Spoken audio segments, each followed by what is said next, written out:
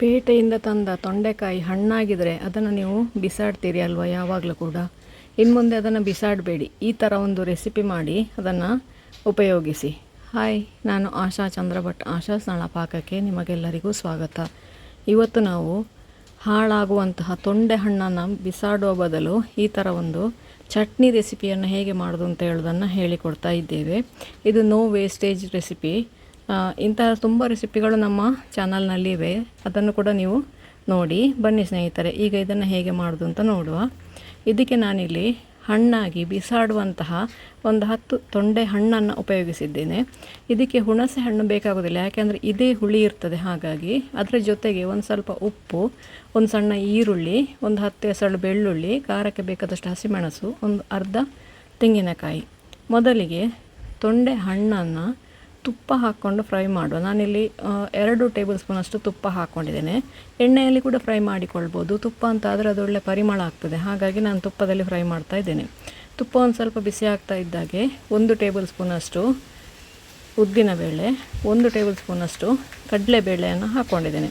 ಇದು ಕೆಂಪಗಾಗುವವರೆಗೆ ಫ್ರೈ ಮಾಡಿ ನಂತರ ಇದಕ್ಕೆ ತೊಂಡೆ ಹಣ್ಣನ್ನು ಸೇರಿಸಿಕೊಂಡು ತೊಂಡೆ ಹಣ್ಣು ಬಾಡುವವರೆಗೆ ಅದನ್ನು ಫ್ರೈ ಮಾಡಿಕೊಳ್ಬೇಕು. ಒಂದು 4 ರಿಂದ 5 ನಿಮಿಷ, ಅಥವಾ ದೊಡ್ಡ ಉರಿಯಲ್ಲೇ ಮಾಡೋದಾದರೆ 2 ರಿಂದ 3 ನಿಮಿಷ ಸಾಕಾಗ್ತದೆ.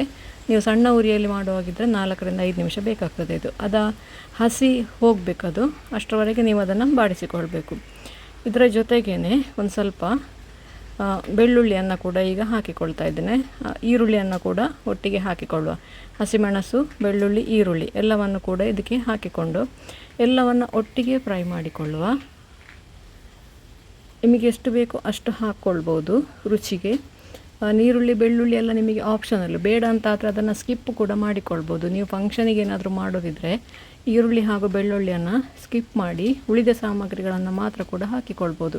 ಹಬ್ಬದ ದಿನ ಎಲ್ಲ ನಾವು ಈರುಳ್ಳಿ ಬೆಳ್ಳುಳ್ಳಿ ಎಲ್ಲ ಉಪಯೋಗಿಸೋದಿಲ್ಲ ಅಲ್ಲ, ಹಾಗಾಗಿ ಅದನ್ನು ಸ್ಕಿಪ್ ಮಾಡಿ. ನೋಡಿ, ಇಷ್ಟು ಫ್ರೈ ಆಗುವವರೆಗೆ, ಅಂದರೆ ಆಲ್ಮೋಸ್ಟ್ ಈರುಳ್ಳಿ ಟ್ರಾನ್ಸ್ಪರೆಂಟ್ ಆಗುವವರೆಗೆ ಇದನ್ನು ಫ್ರೈ ಮಾಡಿಕೊಳ್ಬೇಕು. ಇದೆಲ್ಲ ಫ್ರೈ ಆದ ನಂತರ ಅದನ್ನು ಪೂರ್ತಿಯಾಗಿ ತಣ್ಣಗಾಗಲಿಕ್ಕೆ ಬಿಡಿ. ತಣ್ಣಗಾದ ನಂತರ ಮಿಕ್ಸಿ ಜಾರಿಗೆ ತೆಂಗಿನಕಾಯಿಯ ತುರಿ, ಒಂದು ಅರ್ಧ ತೆಂಗಿನಕಾಯಿಯ ತುರಿ ಹಾಕ್ಕೊಂಡಿದ್ದೇನೆ ನಾನಿಲ್ಲಿ. ಹಾಗೆಯೇ ನಾವೇನು ಫ್ರೈ ಮಾಡಿ ಇಟ್ಕೊಂಡಿದ್ದೇವೆ ತೊಂಡೆಕಾಯಿ ಹಾಗೂ ಉಳಿದ ಸಾಮಗ್ರಿಗಳು, ಅದನ್ನು ಕೂಡ ಅದಕ್ಕೆ ಹಾಕಿಕೊಂಡು ಮೊದಲಿಗೆ ಅದನ್ನು ತರಿಯಾಗಿ ಹುಡಿ ಮಾಡಿಕೊಳ್ಳಿ.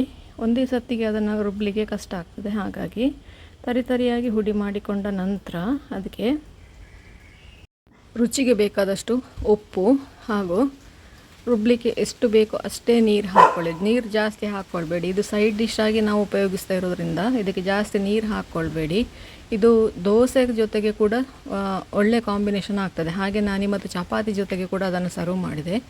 ಜೊತೆಗೆ ಕಡುಬು, ಇಡ್ಲಿ ಯಾವುದ್ರ ಜೊತೆಗೆ ಕೂಡ ಇದು ಹೊಂದಿಕೆ ಆಗ್ತದೆ. ಒಳ್ಳೆ ಟೇಸ್ಟಿಯಾಗಿ ಬರ್ತದೆ ಇದು. ನೀವು ಹೇಳ್ಬೋದು ತೊಂಡೆ ಹಣ್ಣಿನ ಚಟ್ನಿ ಅಂತ ಹೇಳಿಕೊಂಡು. ಒಂದು ಸತಿ ಇದನ್ನು ಟ್ರೈ ಮಾಡಿ ನೋಡಿ ಹೇಗಾಗ್ತದೆ ಅಂತ ಹೇಳಿಕೊಂಡು. ಇದನ್ನು ನುಣ್ಣಗೆ ರುಬ್ಬುದೇನು ಬೇಡ. ಇದನ್ನು ಒಂದು ಸ್ವಲ್ಪ ತರಿಯಾಗಿ ರುಬ್ಬಿಕೊಳ್ಳಿ.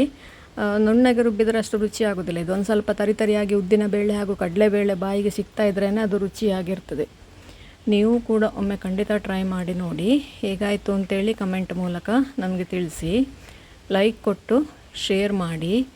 ನೀವಿನ್ನೂ ನಮ್ಮ ಚಾನಲನ್ನು ಸಬ್ಸ್ಕ್ರೈಬ್ ಮಾಡ್ಕೊಳ್ಳಿಲ್ಲ, ಸಬ್ಸ್ಕ್ರೈಬ್ ಮಾಡಿಕೊಂಡು ಪಕ್ಕದಲ್ಲೇ ಇರುವ ಬೆಲ್ ಐಕಾನನ್ನು ಒತ್ತಿ ನಮ್ಮನ್ನು ಸಪೋರ್ಟ್ ಮಾಡಿ. ನಮ್ಮ ಇನ್ಸ್ಟಾ ಹಾಗೂ ಫೇಸ್ಬುಕ್ ಪೇಜನ್ನು ನೀವು ಫಾಲೋ ಮಾಡ್ತಿಲ್ಲ ಅಂದರೆ ಅದನ್ನು ಕೂಡ ಫಾಲೋ ಮಾಡಿ. ಮುಂದಿನ ವಿಡಿಯೋದಲ್ಲಿ ಇನ್ನೊಂದು ಇಂತಹ ಹೊಸ ಅಡುಗೆಯೊಂದಿಗೆ, ಇನ್ನೊಂದು ಹೊಸ ರೆಸಿಪಿಯೊಂದಿಗೆ ನಿಮ್ಮನ್ನು ಭೇಟಿ ಆಗ್ತೇನೆ. ಧನ್ಯವಾದಗಳು.